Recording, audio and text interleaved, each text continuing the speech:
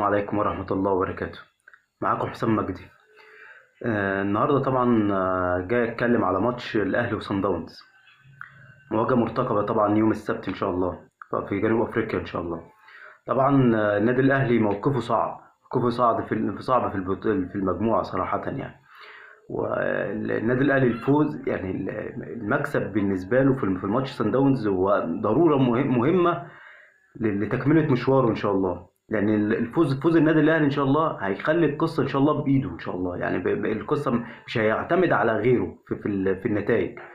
لكن القصة صعبة طبعا، ولكن مش مستحيلة. إن شاء الله ربنا يكرم لعيبة النادي الأهلي والجهاز الفني إن شاء الله، وربنا يوفقهم إن شاء الله. طبعا هو تاريخيا الأهلي ما كسبش صن داونز في جنوب أفريقيا.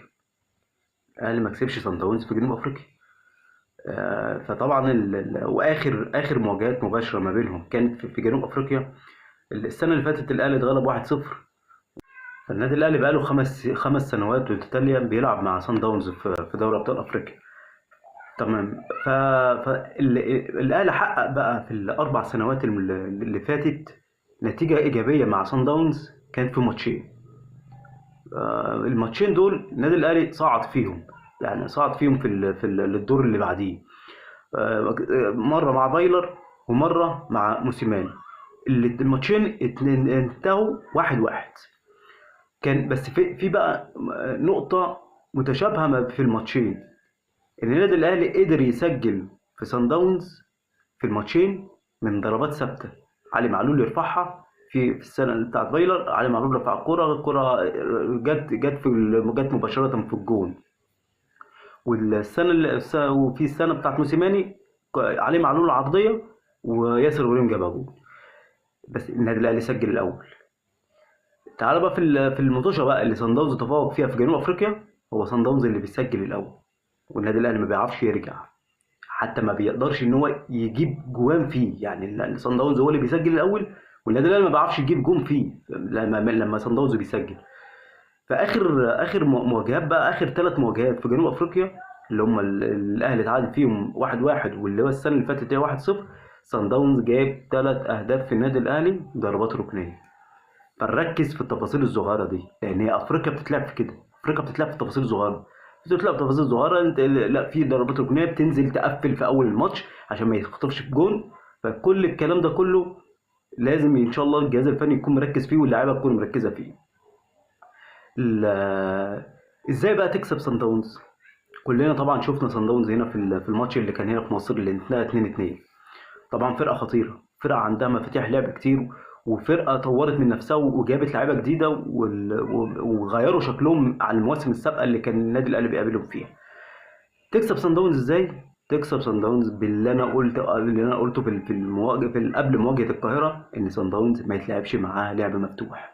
صن داونز لازم تلعب معاه وتقفل مساحاتك وتبقى لعيبتك فايقه، وتبقى لعيبتك مركزه، لان الفرقه دي فعلا بيمسكوا كوره وبينقلوا الكوره. حتى اللي حصل في ماتش القاهره هنا، ان مستر كولر لعب ضغط عالي عشان يضغط عليهم عشان يغلطهم، ولكن الكلام ده كله ما كانش بيحصل. ما كانوش بيغلطوا، كانوا بيعرفوا يطلعوا الكوره.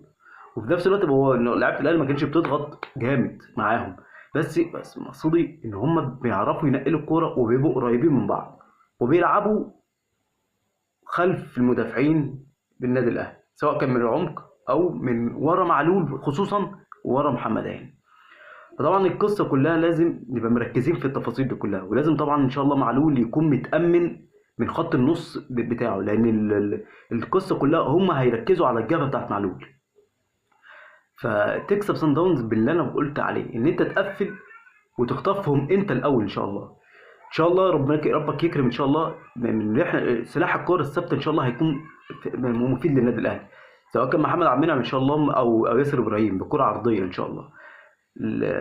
لكن اللعب المفتوح طبعا كلنا شفنا الجون بتاعهم، لما بيحصل اي انفراد لمهاجمين النادي الاهلي، هو قاري المنطقه بتاعته، ومش الكره مش تعدي من المدافعين خلاص، هو بيستنى المهاجم هو اللي يجيب. لا، هو قاري، وبيبقى هو الليبرو يعتبر، اللي بيبقى بيقابل على طول الكره قبل ما يعني مجرد ما المهاجم بيستلم بيكون هو قدامه.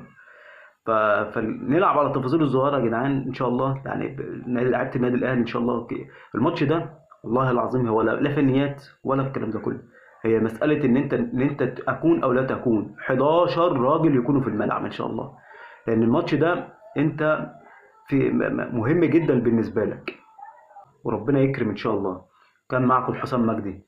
اذا عجبك الفيديو دوس لايك، وما كنتش مشترك في القناه اشترك في القناه وفعل الجرس ليصلك كل جديد. السلام عليكم ورحمه الله وبركاته.